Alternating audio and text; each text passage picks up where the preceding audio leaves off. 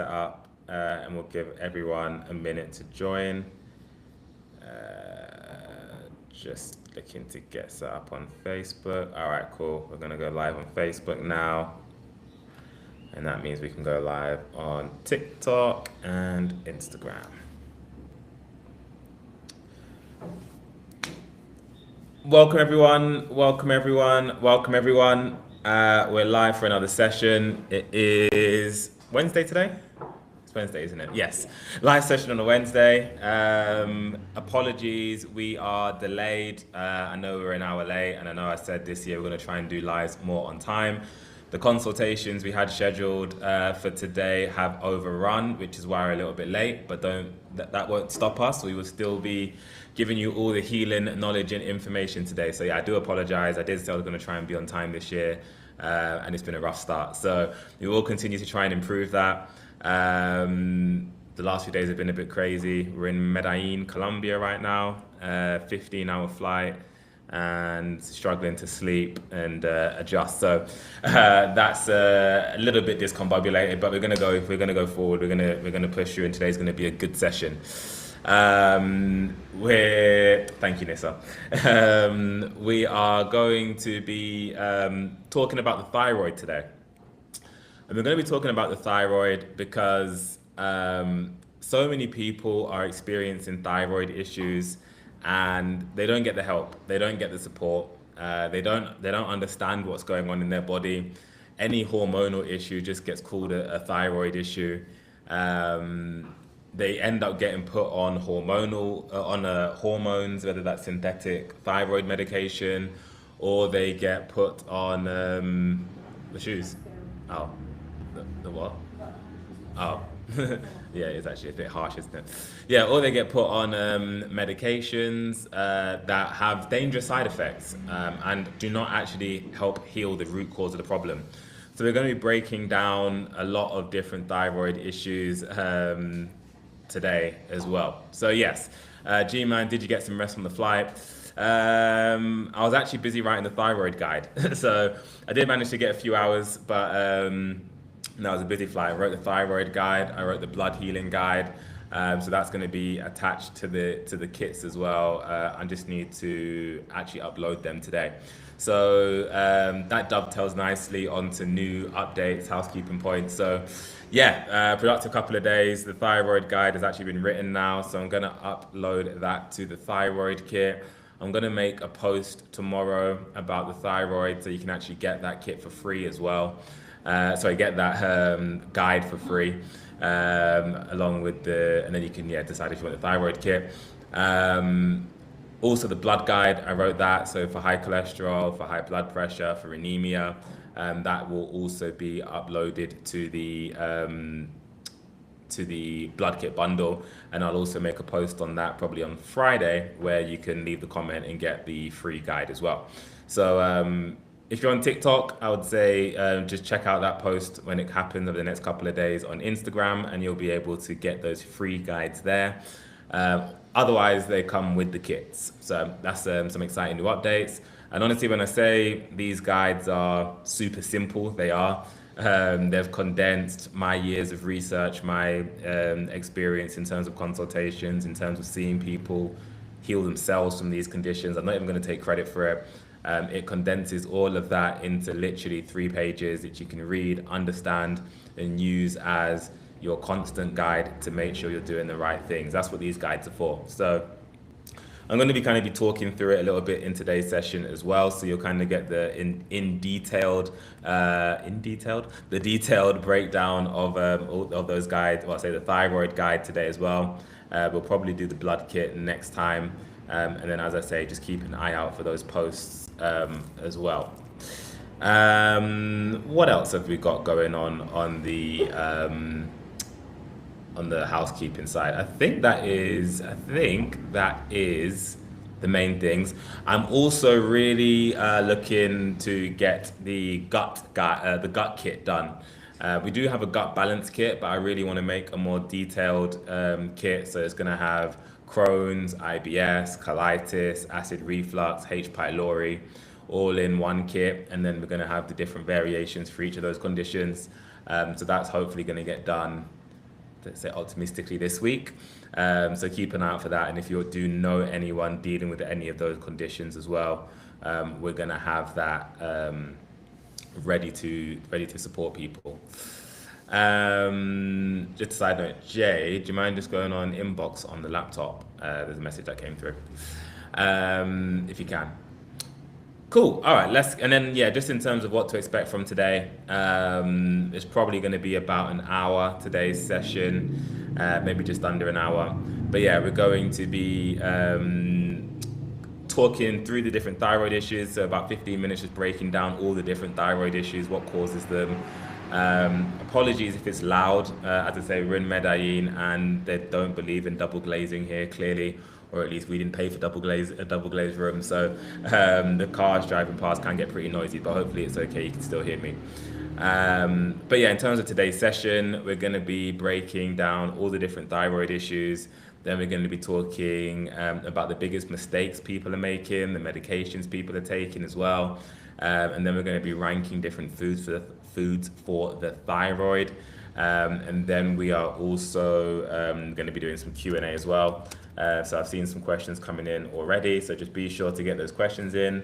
And then Jade's here as well to help me keep track of those.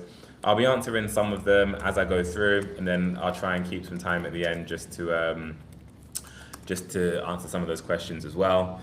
And then we will also be doing some giveaways today. Not sure if it'll be one or two, but we will be doing some giveaways today as well to some people.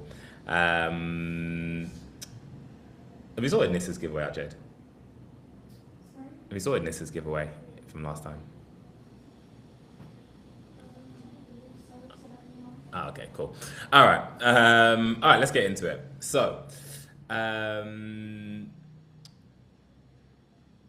get into it. Thyroid issues. The problem with thyroid issues is that so many different things can be called a thyroid issue, and the testing is so inaccurate in most cases. Well, not in most cases, in a lot of cases, I'll say that. If someone has fatigue, they might say they have a thyroid issue. If someone puts on weight or has weight fluctuations, it could be a thyroid issue. If someone has brittle nails, it could be a thyroid issue. If someone has brain fog, it could be a thyroid issue. If someone is depressed, there could be a thyroid issue. All right, we'll sort that out, Nissa, apologies. If someone is, as I say, it's been a busy few days, but yeah, we'll sort that out. If someone has hair loss, it could be a thyroid issue. If someone has insomnia, it could be a thyroid issue. So all of these, muscle weakness could be a thyroid issue. All of these different things get called thyroid issues. And sometimes they are. Sometimes you do have a thyroid issue, but the thyroid isn't the underlying problem. Sometimes you have a thyroid issue as well as other issues causing the symptoms. Sometimes it is just a pure thyroid issue. So it's important to do the testing first and foremost, because that will tell you if you have hormonal dysfunction, which again isn't the full story, but it can help. And then so it's like as soon as I've jumped on this live, there's all the building works that I've decided to start going on. Hopefully the sound is okay. So yeah, I mean, the hormones tell you some of the story. You can get your TSH, you can get your T4, you can get your T3 tested, you can get TPO tested, you can get autoimmune antibodies tested, you can get IgG tests, and all of these things help tell a story, but they don't necessarily tell you the complete picture. And I'll get onto that when we talk about the mistakes. But just breaking down all the different thyroid issues. So, hyperthyroidism. We'll start with hyperthyroidism, or Graves' disease as well. It could be Graves' disease. Then what's happening there is, or even taking it a step back before we even go into the specifics, when you're dealing with a thyroid issue, in 95% of cases, what you're actually dealing with is an Epstein-Barr issue.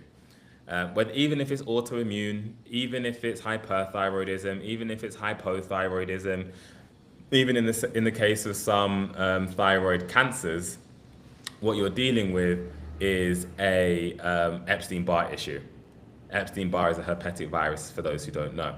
So this is also the reason why someone with an autoimmune thyroid condition will also have, or can also have, type 1 diabetes, can also have rheumatoid arthritis, can also have fibroids. All of these are herpetic issues, and that's why they will coexist.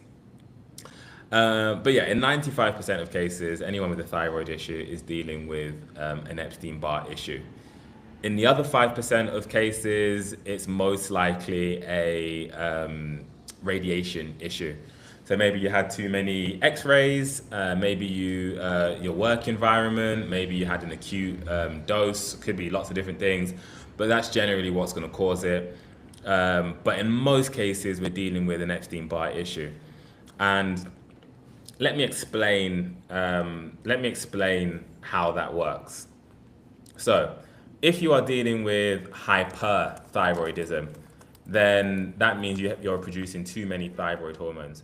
The reason why you are producing too many thyroid hormones is because you have too much thyroid tissue. The reason you have too much thyroid tissue is because you have Epstein-Barr virus attacking the thyroid, and the result can be to either inflame the thyroid, which will increase thyroid tissue and produce more hormones, or the thyroid can try to encase the virus, and that could increase thyroid tissue, produce more hormones, or cause a goiter in the case of that.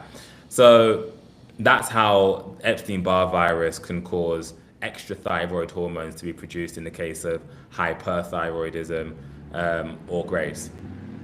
So if someone is dealing with hypothyroidism, or someone is dealing with, we'll start with hypothyroidism, so underactive thyroid. Again, that's Epstein-Barr virus attacking the virus, and instead of it causing inflammation, instead of the thyroid encasing the virus, what's happening there is the thyroid is being depleted, it's being eaten away at by the Epstein-Barr virus. Then you're losing thyroid tissue, which is why you will underproduce thyroid hormones. Then, if we're looking at Hashimoto's, which would be, autoimmune, an autoimmune thyroid issue, then you will have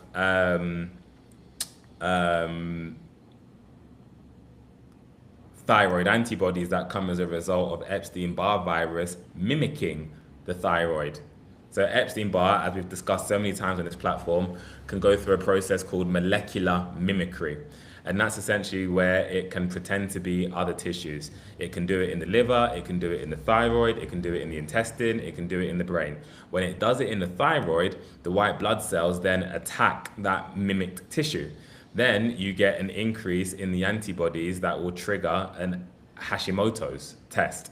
Equally with Graves' disease, what's actually happening is you've got excess antibodies which stimulate the thyroid to produce excessive hormones. So as you can see, with all these different issues, all these different names of diseases and viruses, all you're seeing is different defense mechanisms and different results from the reaction to the Epstein-Barr virus. So even parathyroidism, that's also, parathyroidism, that's also Epstein-Barr virus again. Now that can also be from kidney disease and calcium dysregulation, but in most cases it's going to be from Epstein-Barr virus. So Graves, Hashimoto's, hyperthyroidism, hypothyroidism, there's other ones I haven't mentioned, Raynaud's syndrome. All of these different things are caused by the Epstein-Barr virus, and they'll get different names because of how the defense mechanisms against the virus varies. But in terms of what you need to do to go after the virus, that's the same. That's consistent. So you don't need to worry so much about that. Okay, so let's move on to the three biggest mistakes we see when it comes to the thyroid. So, actually, you know what? We'll do the first giveaway now. Why not? To say thank you everyone for joining. So, okay. Is it in? Oh, it's in. Okay. So yeah, first giveaway today, and this is to say thank you everyone for being in the live session. I know a lot of people watch the live sessions after we post it, but this is to say thank you for being here right now. Helps make the sessions more interactive. I appreciate the questions. I appreciate the challenges. I appreciate the interactions. So yes, this is why we do the giveaways. This is something we're definitely trying to do more of this year. So the first giveaway is refund order. Okay. I've had that quite a couple of times. So refund order. So what we do with this one, we basically refund the full order. The first person to place an order via the website. I think it also applies on TikTok Shop as well. If you use the code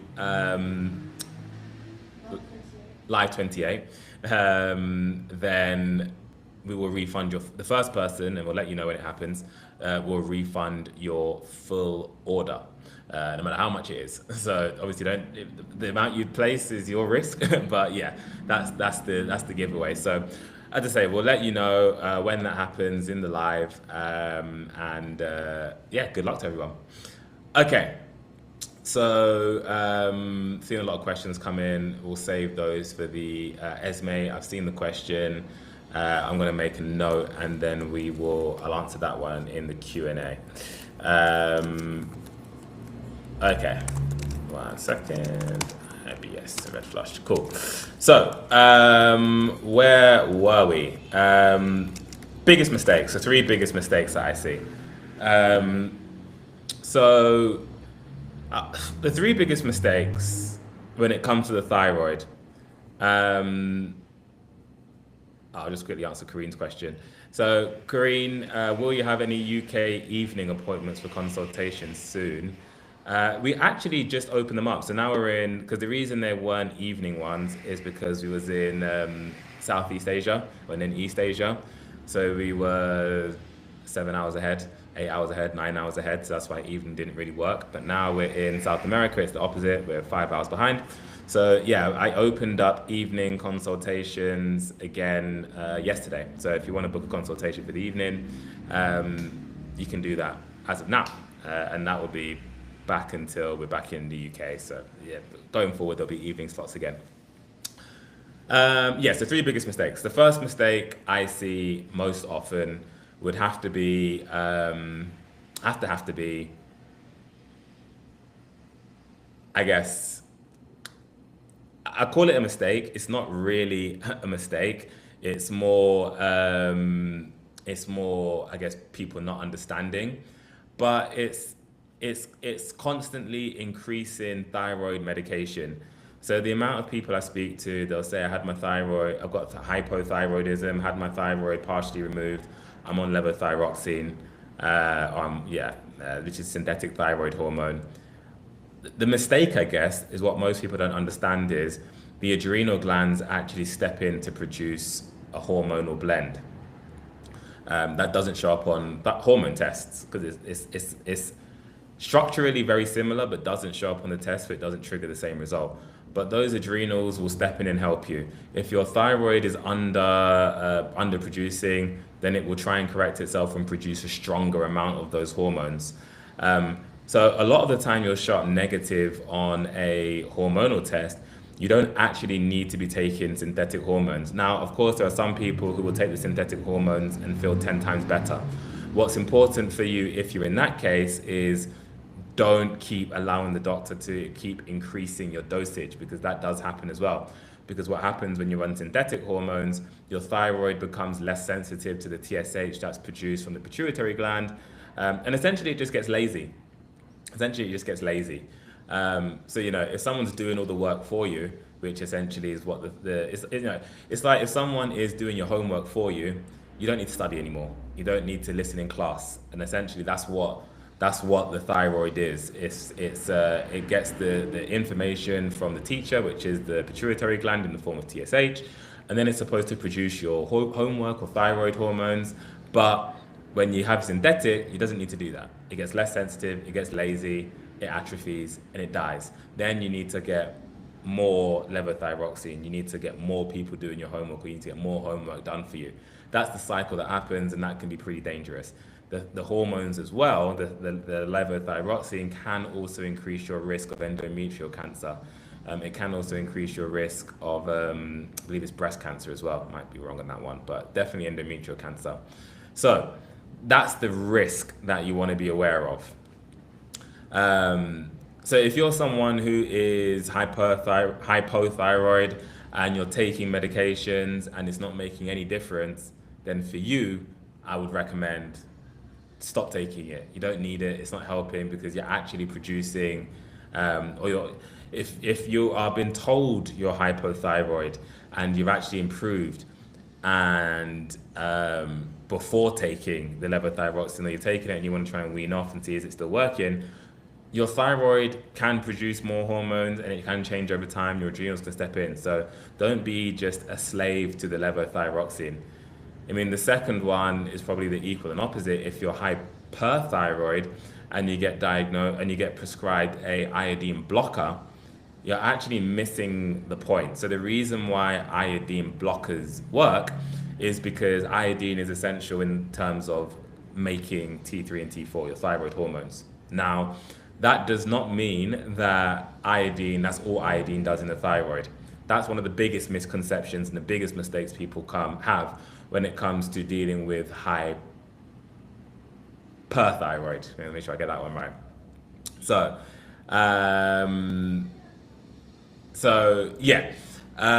When you're dealing with hyperthyroid and you're taking an iodine blocker, what you're missing is iodine's antiviral impact. The impact of iodine is actually, it goes after the Epstein-Barr virus in the thyroid. And all thyroid issues, unless radioactive, is caused from the Epstein-Barr virus. So that's why we need iodine. So when you're taking an iodine blocker, yes, you stop producing the hormones, but you're also given a free rite of passage for the Epstein-Barr virus to run riot. And let me tell you, unfortunately, the Epstein-Barr virus does not stop at the thyroid. It doesn't. It will move to the brain. It will move to your nerves. It will move to your joints. It will move to your liver. It's a greedy, selfish virus.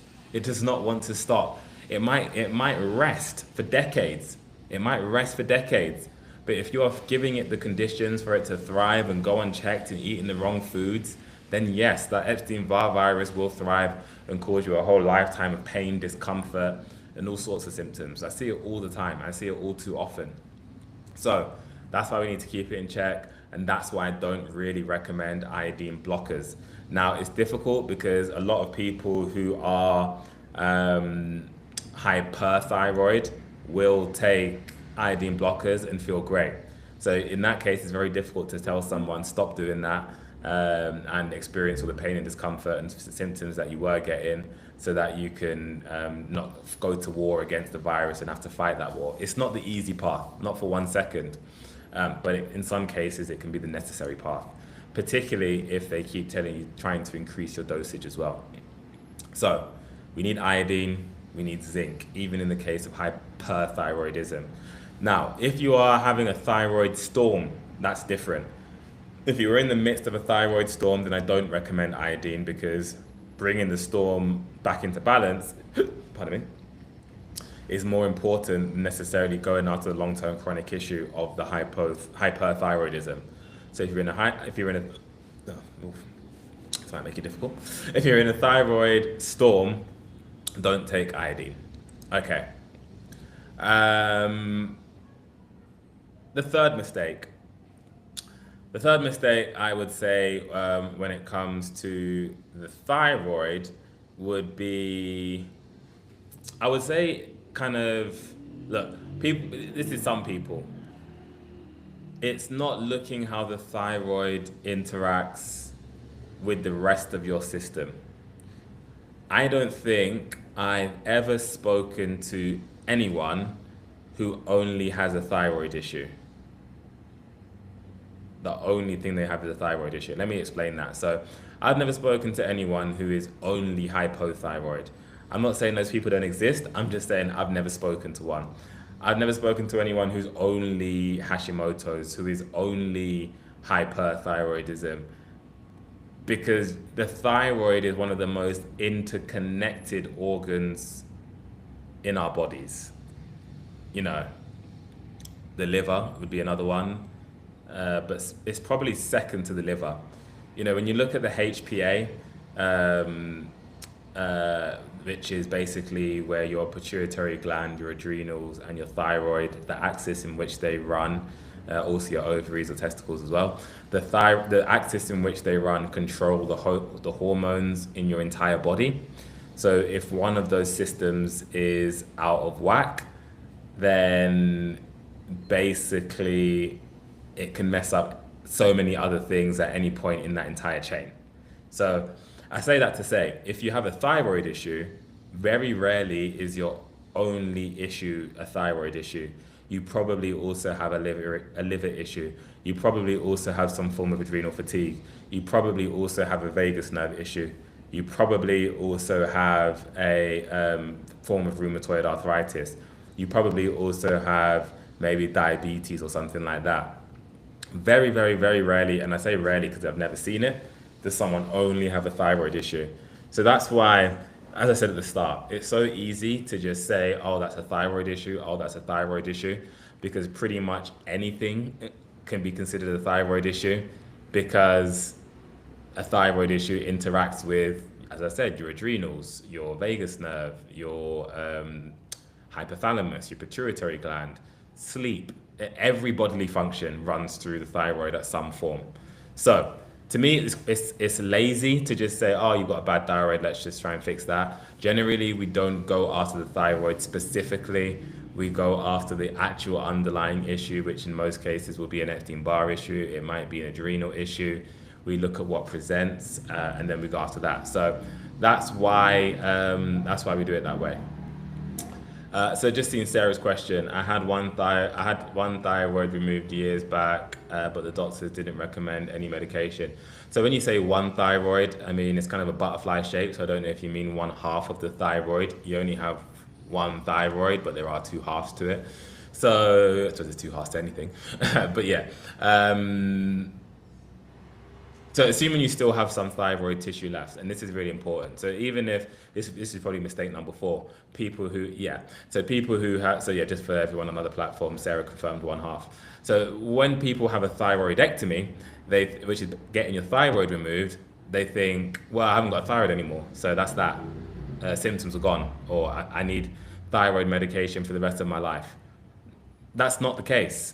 When you have a thyroidectomy, even if, they said we've removed both halves or we've removed all of it, you will still have some thyroid tissue remaining.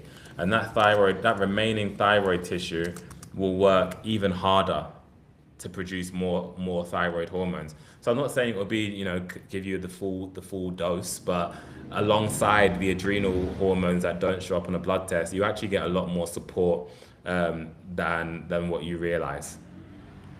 So, if you have had half a thyroid removed, no medication, depending what your situation is, depends how symptomatic you are, you can still benefit from all the advice that's in the guide, from all the advice I'm going to give today, from all the foods that you should be eating, from all the supplements I'm going to recommend, regardless of your situation.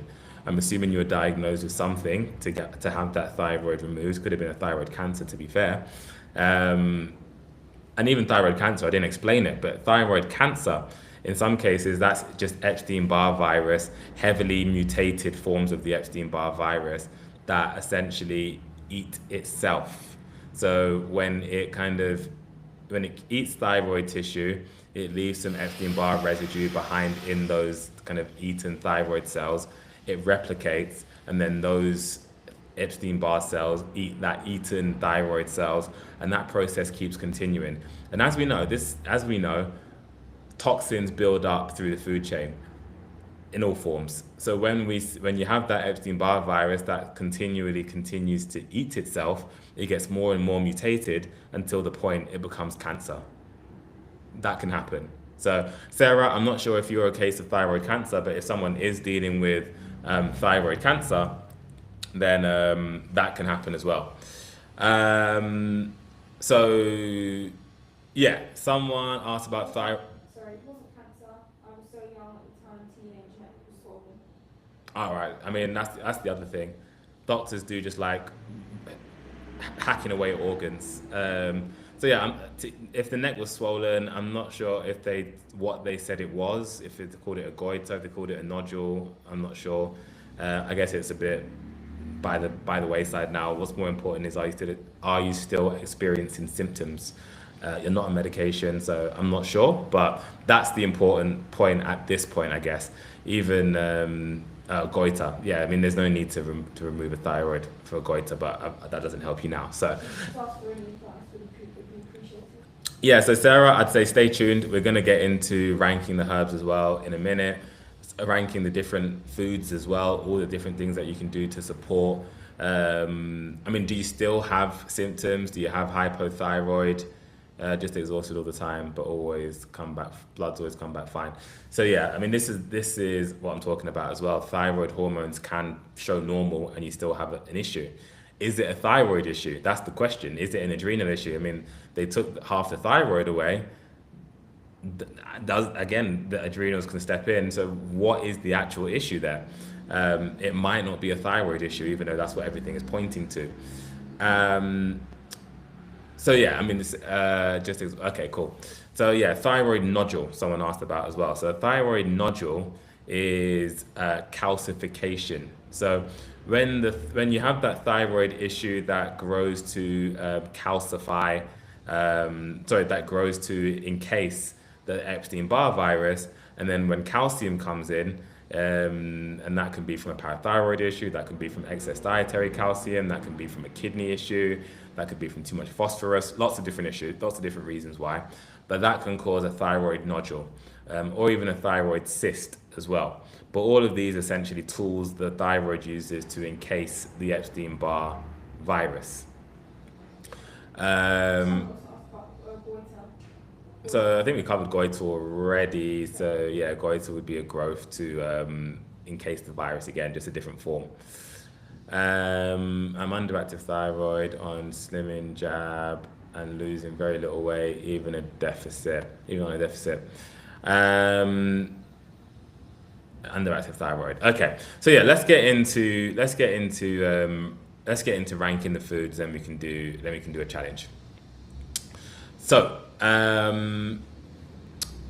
just to let you guys know, the refund offer is still live. So I haven't seen anyone. I might not. No one's used the code yet. Cool. So if you want to take advantage of that giveaway, then next person to order via the website or order via the TikTok shop will get it refunded.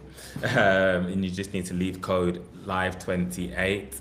Because I've seen a few orders come in, but if you have made an order but forgotten to put the code, then let us know. We can check that against the system as well. So yeah, I mean, Sophie. Oh yeah, so we're gonna get into the herbs now. Oh okay. Oh, so the thyroid kit is it good? Oh, do we have the thyroid kit on TikTok Shop? Right. Cool. So the individual items are pinned on TikTok Shops. We're gonna get into them and explain them, but if you want to cut straight to the chase, then it's there. So, all right, I'm just reading Maz's question. Client had a very large, lots of questions coming in. Client had a very large thyroid nodule that was affecting his breathing, had it removed as well as half his thyroid. So same case as Sophia, basically. Will this grow back again? And what? Sorry, I just saw Sophia order, that's why. Sarah, my bad. Will this grow back again? And what can you do to avoid this? So yes, because we understand it's a viral issue and Nissa asked this, is encasing bad, it's better than letting the virus run free, but it still causes its own issues. So yes, the answer, can it grow back again? Yes, because if you still have the virus there, cutting out half the thyroid doesn't remove the virus that may be in the other half. It also doesn't remove all the things you might be doing in your daily routine to feed that virus. And the calcification issue could still cause a nodule to calcify again. So it can come back, and we're going to get into what can we do. So, the good thing when we're talking about the thyroid, because it's a herpetic issue, mainly we need to follow a herpetic virus, a herpetic protocol. all the different diagnoses. I mean, even the volume of questions that are coming in today. You know, people feeling like their situation is different because some. Sorry, My interject. go on. I healed my underactive thyroid after I used all your products the last 3 months. Thank you. You're doing great work. Oh, amazing. Was that Moon Titi? Yeah. Oh, great. You have consultations then? I don't think so. I just seen the question on TikTok. Sorry, the comment. But yeah, that's amazing. Great. Share it for everyone who didn't hear. So yeah, Jay just let me know. So Munititi commented on TikTok saying, I'll just go back up so I don't misquote. I healed my underactive thyroid. Yeah, that's it. I healed my underactive thyroid after I used all of your products the last 3 months. You're doing great work. Doing great work. Thank you. So yeah, I mean, what was I just gonna say? In terms of, yeah, I mean, so many questions flying in this session, like, oh, I've had a nodule half removed. Oh, I've hypothyroid. Oh, I'm hyperthyroid. What can I do for a cyst? What can I do? You know, all of these, everyone thinking that their situation is, you know, unique. And I guess the sad truth is it's not. And the simple truth is we need to follow the same thing regardless, so that the advice doesn't change in most cases. Now, if you have issues outside of a thyroid issue that point to other things, then yes, we can tweak the protocol. But generally, if these are your issues, the answer is not going to change just because someone else has asked it. So, what do we recommend? So, let's start with the herbs. So, we need to go after the virus, but particularly in the thyroid. And the nuance there is that iodine becomes very important because iodine is very effective in attacking the thyroid, attacking the virus in the thyroid. Zinc also becomes highly important because zinc catalyzes iodine in the thyroid.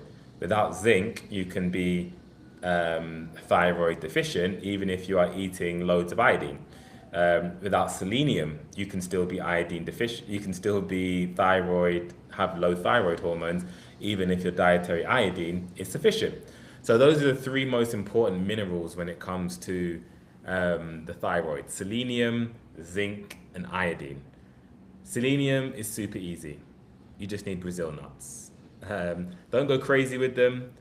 4 Brazil nuts a day will give you the selenium that you need. So Brazil nuts would score a 9 out of 10 when we're talking about the thyroid. You need that selenium. Now, when we're talking about zinc, we can use pumpkin seeds, we can use sunflower seeds, we can use mango, we can use dried apricots, we can use figs, we can use green leafy vegetables. All of these foods are rich in zinc. If you want to just do a straight supplement, which I don't always recommend, but zinc sulfate would be the best option.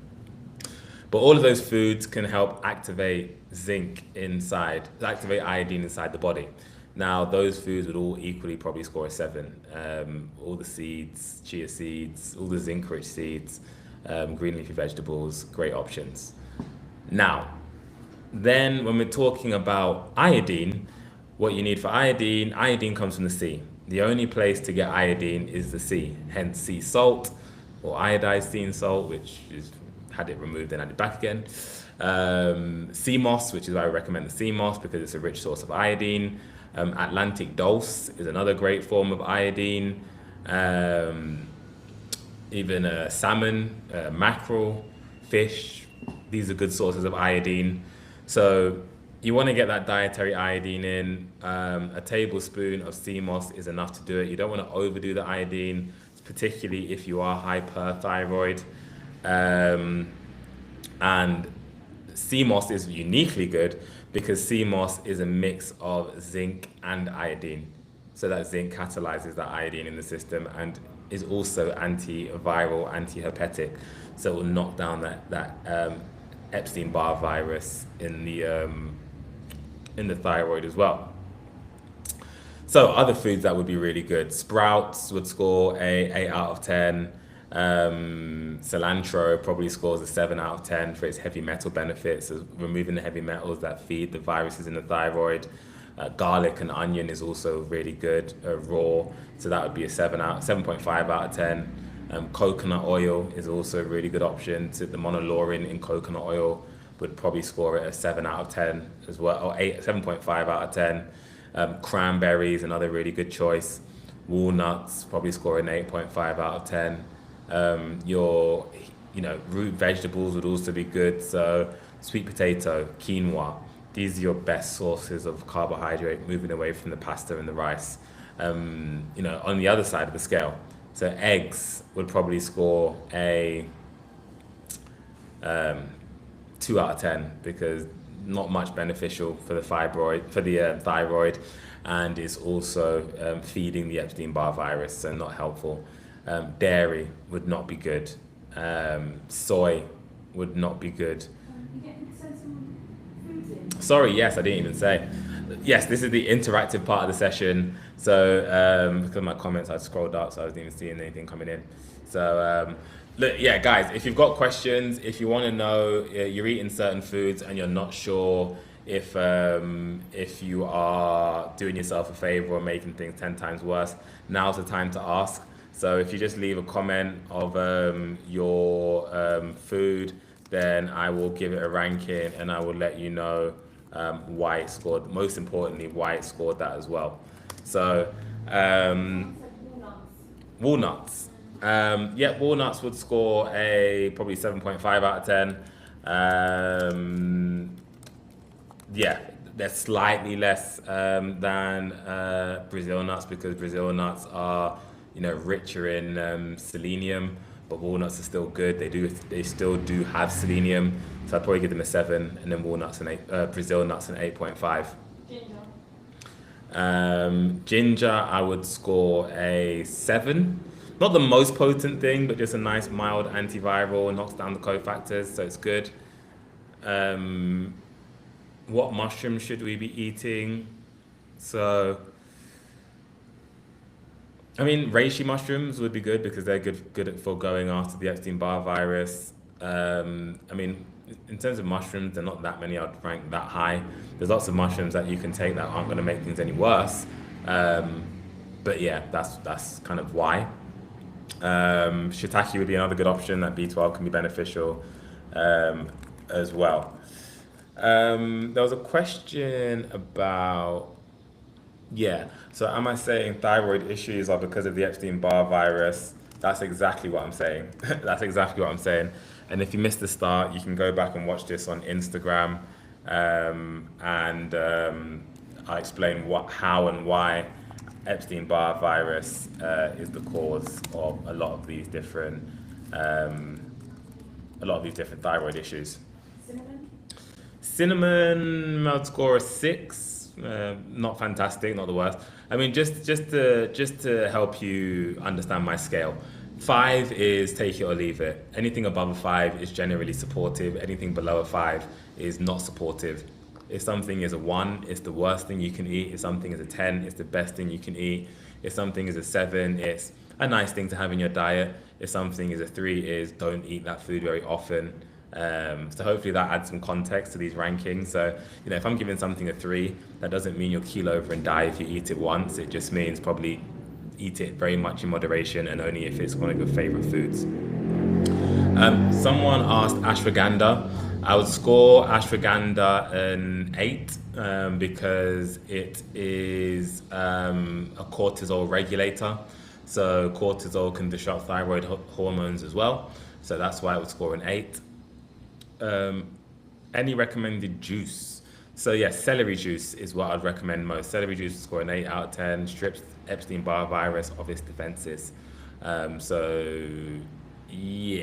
Celery juice would be the highest scoring juice, and then blueberry juice as well. Wild blueberries are also a great choice. Ginseng, that's why I saw the ashwagandha. So it depends which ginseng you're talking about. Ashwagandha would be Indian ginseng, so each ginseng is slightly different, and there's a lot of different ginsengs. Black seed scores a 9 out of 10. Very good for knocking down Epstein-Barr virus in the thyroid predominantly. So yeah. So the question. Blueberries. Yeah, blueberries I just answered, so that would be 8 out of 10 on the blueberries. Is there a list of the rankings? I'm literally just responding to them as they're coming in, so there's not a strict list. But if you have any questions or didn't hear anything, then yeah, you can go back and I'm going to post this live after this session, so you'll be able to see exactly what I've said about each of these foods. I don't think I said moringa. So moringa, I would score a 7.5. Good for anti-inflammatory. Good for going after the probably an 8 actually. Good for going after the Epstein-Barr virus. Also rich in zinc as well to support that.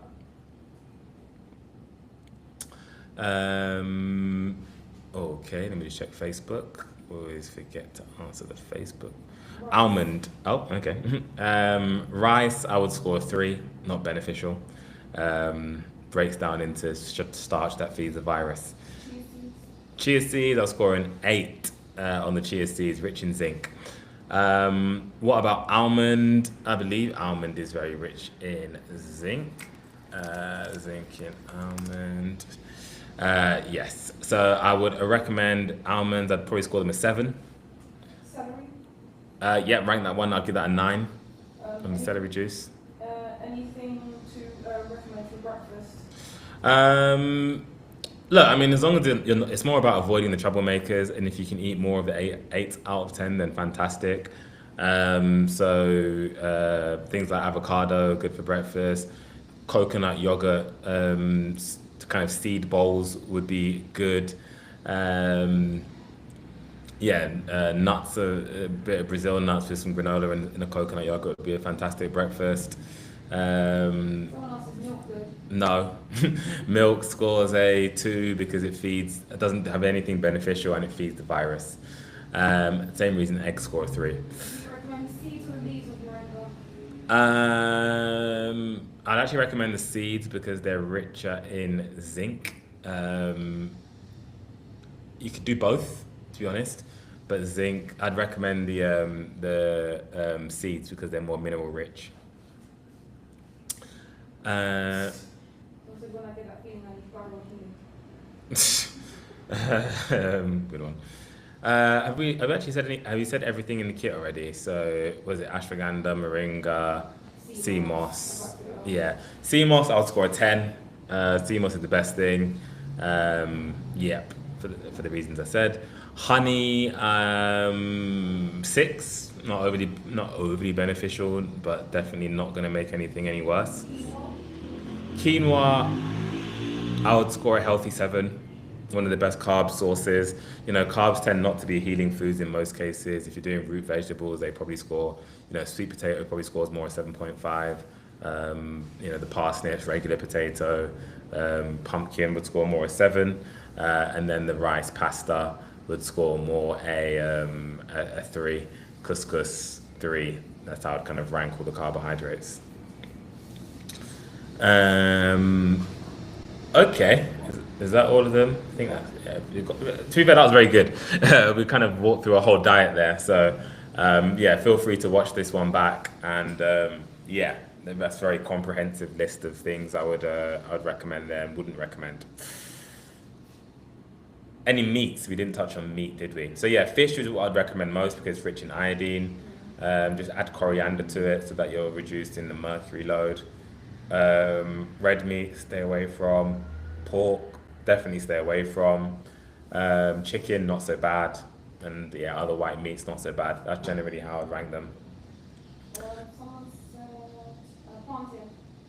Plantain would be a 7. Nothing wrong with plantain at all. All fruits would probably score at least a 7. There's not many fruits that wouldn't score a 7, I'll say that. The only vegetable that wouldn't score a 7 would be corn. Corn would score a 3 because corn feeds the virus. So yeah. And then maybe soybeans, that's a vegetable as well, isn't it? So soybeans would also score a 3. And also all soy products. Okay, so let's move on to challenges. Thank you. So the biggest challenge that I get when it comes to thyroid is I'm overactive. I'm Hyperthyroid. I can't take ashwagandha, I can't take CMOS because they boost thyroid hormones. Now, I kind of touched on this a little bit earlier, but this is one of the biggest misconceptions in terms of understanding hyperthyroid or Graves' disease, because as I said before, the iodine is not just there to make new hormones, it's also antiviral. What you need to do if you are hyperthyroidism and not in a thyroid storm, then what you should do is if the CMOS or the ashwagandha is, or the moringa for that matter, is making your symptoms worse, you need to lower the dose. That's what you need to do. You need to lower the dose, not stop them completely, because you still do want iodine. Iodine isn't the reason that you're overproducing thyroid hormones. It's because you've got excess thyroid tissue. It's because you're fighting Epstein-Barr virus. You want Epstein-Barr in that fight. If you're taking an iodine blocker, you're stopping taking the fight to the Epstein-Barr virus. That's what's happening, and that's why there's no, what's happening in the case of hyperthyroidism and you take the supplements and it makes the symptoms worse is when Epstein-Barr virus dies, it creates inflammation. Now that inflammation makes the thyroid bigger, and then you get an excess of thyroid hormones. When you have Epstein-Barr virus mimicking thyroid cells, then you have excess antibodies which create excess thyroid hormones. So, in neither of these cases is iodine the issue. I didn't say iodine once in those cases, in those situations. So you definitely want to have the iodine, and if you have the CMOS, then you are getting the full antiviral package in that. But as I said, if your symptoms are getting worse, it's because you've got the die-off of Epstein-Barr virus happening too quickly.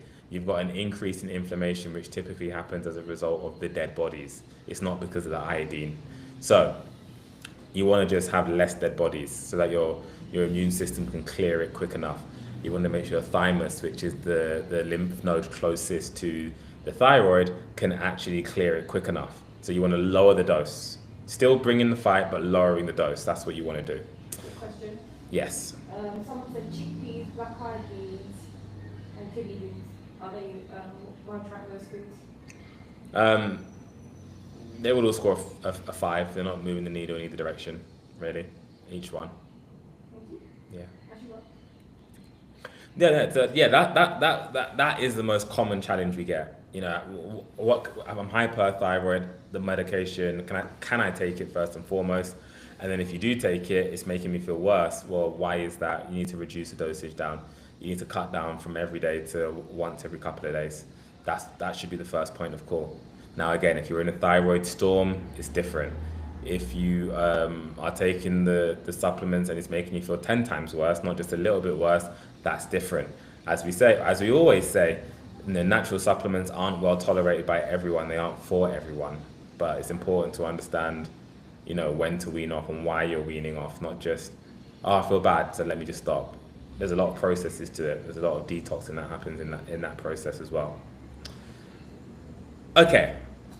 Thank you, everyone. I think we've got through the main body of the situation of the topic today. Someone asked about taking AC. NAC. Less relevant for the thyroid. 5 out of 10. It's not going to make you any worse, but maybe a 5.5. It's an antioxidant, so that may help. But yeah. So yeah, Sarah, I hope that answered your questions as well about what you need to do about it. There's a lot of advice that's been given there, Sarah. If you want to revisit and just watch this back, and particularly the section about the herbs and what can help, then yes, I do recommend doing so on the Instagram page, because you can get all the information there. We're going to do another giveaway, and then I'll do a few more Q&As, just the ones I haven't answered. I think I've answered most of the thyroid related questions, through the live. But if you don't, write them in now and I will answer them. And then I'll just do a couple of Q&A questions unrelated to thyroid and then we'll wrap it up. Okay, cool.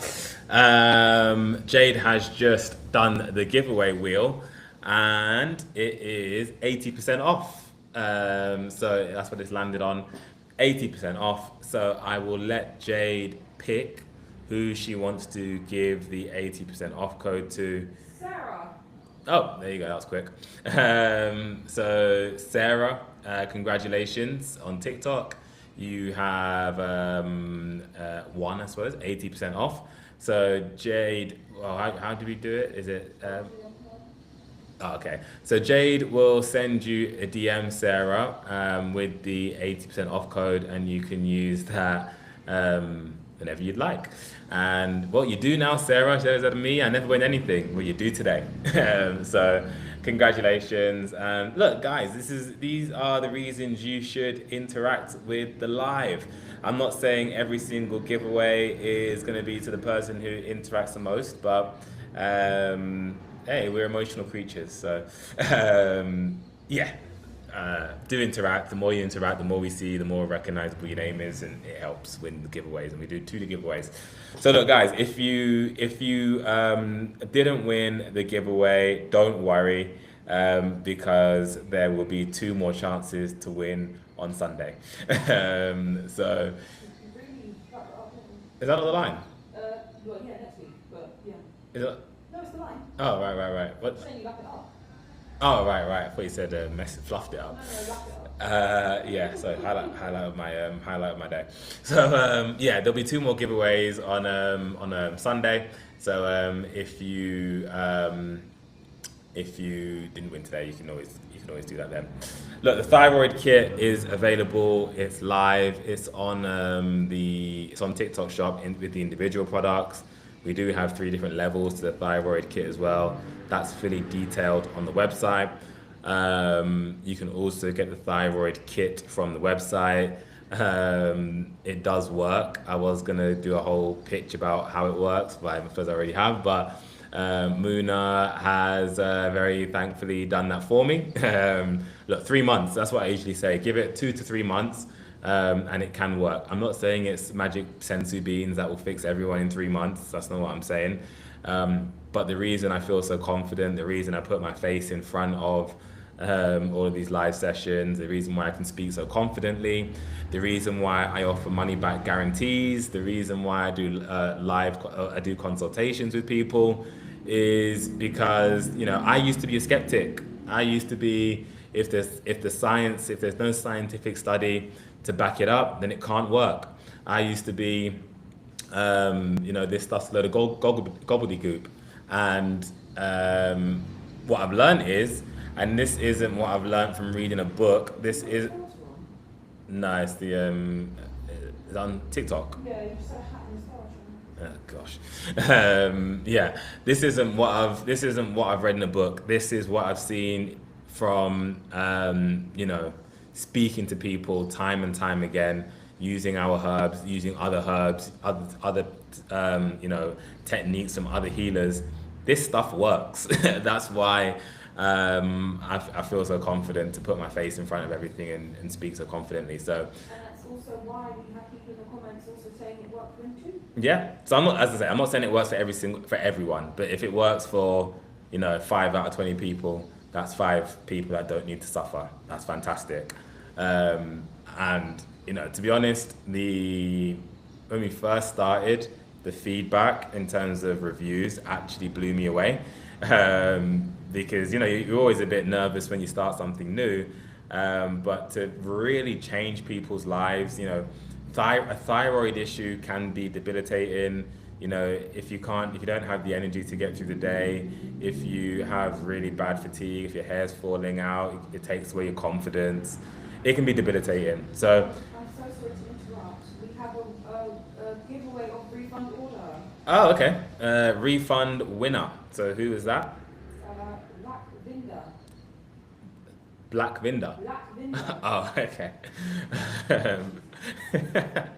Black Vinda. Congratulations. Your vaccine will be refunded. Was that on TikTok? Yes. Nice. Okay, so Black Vinda on TikTok, you are the winner of the first giveaway. So that will be refunded for you. So congratulations to the two winners, Lakvinda and Sarah. As I say, there'll be opportunities to win on Sunday. Okay. I'm gonna do literally just a couple of Q&A questions, and get into the end of the hour. You can probably see that I'm pretty tired. I'm looking at myself in the camera, and my eyes just look a bit hazed We're over. on soul time, people. So yeah, I only had yeah, anyway, I don't need to care about you don't care about my sleep. But yeah, so I'm only gonna do a couple of Q&As, and what I will do instead is I'll ask Jade to set up a ask me anything, and then you can ask questions there, and I'll respond to those in stories, so you'll be able to see that. Amma, anything for autism? Yes, we do. I would strongly recommend. We actually have an autism kit, which is on the website. We also have a live session that we did last couple of weeks ago on Instagram, which you can check out the full session, maybe going in all the detail about autism. I'm actually going to make a story after this live as well, just something I've seen from consultations today talking about autism. So just highlighting a point there, so keep an eye out for the story. So the ADHD pack is £54, so I'm not sure which country you're in. £54.99, £59.99. So yes, you can check that out on the website. I saw another question on Instagram. Is the ADHD and autism kit available for children? Yeah, to be honest, that's primarily who we've designed it for. That's who we see get amazing benefits, children, non-verbal children. Yeah, we see lots of benefit. We see lots of results, I could say. I'm happy to say we see lots of results for autistic children. So the dosage, you just vary it by their body weight. So it's based off a 70 kilogram adult. So yeah, I mean, with all of our kits, honestly, we tend to see results within 2 to 3 months. In the context of autism, results doesn't mean curing autism. Results means starting to see improvement in symptoms. I do a lot of consultations with parents, in particular, dealing with autism, autism for their children. And, you know, it's definitely a process. Every autistic person is different. Their gut microbiome is different. Their neurosensitivity, their baseline not neurosensitivity, nervous system is the word I was looking for, will be different. So we need to treat it on a one-by-one basis. Obviously, the autism kit does a lot for a lot of people, but it's important to give feedback and understand where we need to tweak the protocol as well. So yes, short answer is we do autism for children. The kit is suitable for children. It's also effective for adults. It's also a 2 to 3 months where you start to see results. Depends on the kit. In terms of the thyroid kit, best with your first meal of the day. Generally, all supplements are going to be best taken with your first meal of the day because it heightens absorption, preferably with a little bit of fat as well, because that helps break down fat-soluble compounds in the supplement. If it's something like a lion's mane or ashwagandha, then you might want to do that at your most stressful point of the day. But generally, you want to be consuming all your supplements, all our supplements, I should say, with your first meal of the day. Related question, someone asked about EBV and if you can totally get rid of this from the body, and also can you contract from a partner? Yes and yes, but can't be proven. So can you contract from a partner? 100%. Can it be removed? There's no blood test that can prove Epstein-Barr has been removed. But can it be knocked down into dormancy? Yes. Have people reversed their autoimmune conditions? Yes. Have people gotten rid of a lot of their Epstein-Barr symptoms? Yes. So practically yes, but it can't be proven. And the way to do that is by following the advice in the kit. You know, if you don't have high blood pressure, licorice root would also score highly for thyroid as well, probably an 8 out of 10. Oil of oregano is something I should have mentioned. So you can actually rub that onto the thyroid directly, 2 weeks on, 2 weeks off. And that can be really beneficial for going after Epstein-Barr virus in the thyroid. Coffee, score 3 out of 10. Coffee is not helpful. Saw someone say they joined late. If you join, yeah, so Jay's actually answered that one. So you can, rewatch this live. We posted in about 20 minutes onto the Instagram page. PCOS and insulin resistance. So they're one and the same thing. PCOS, well, not insulin resistance, but PCOS is caused by too much insulin. So if your insulin is too high, you can use things like barberry. You can use things that are rich in berberine, so golden seal, barberry, huanglin, which is a Chinese herb, Coptic sinensis is its botanical name. So and then you can also use moringa, ashwagandha is a really good herb for PCOS as well. Black seed oil is also really good for lowering insulin levels. So insulin resistance can cause high insulin, EBV can cause high insulin, high androgen levels can cause high insulin, but what you need to do is get rid of the high insulin. So that's what those herbs do. Natural roots sounds good. I'm having multiple thyroid issues, parathyroid, Hashimoto's, and nodules. Look, you've got an Epstein-Barr issue and a calcification issue. That's what you have. So I'd recommend a thyroid kit, and I'd recommend oil of oregano with that thyroid kit, because if it's autoimmune, it means you've got a more aggressive strain of the Epstein-Barr virus, which is where the oil of oregano can help. 2 weeks on, 2 weeks off. In terms of the calcification issue, essentially you just want to balance out that mineral by consuming more magnesium, more phosphorus, more green leafy vegetables as well, because that can bind to the calcium to stop it from running free and calcifying your parathyroid. So more green leafy vegetables, more oxalates. You want that to bind to calcium. You want the CMOS. You want the full level 3 thyroid kit plus oil of oregano is what I'd recommend for you. You can order through TikTok Shop. I'm not sure if the oil of oregano is available on TikTok Shop. You can get it from the website. You can get a 10% off code on the website as well. Cayenne pepper would probably score a 7. It's good for antiviral. All right, guys. I think that's all the Q&A I can do now. As I say, Jade will do an Ask Me Anything post on Instagram. Amma, we have the autism kit on the website. It's not on TikTok, I don't think, because we couldn't call it the autism kit. I think it's called the Brain Kit, maybe, not the Brain Boost. But if you go to the website, magictreesuperfoods.co.uk or .com, then you can just search for the autism kit, and it's there. It's one of our best sellers. It is our best seller, in fact.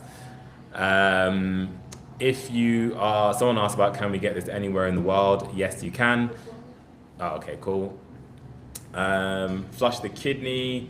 Richard will actually be launching a kidney kit in a couple of weeks' time, so keep an eye out for that. It's going to be astragalus stonebreaker or chancropiedra, black seed oil.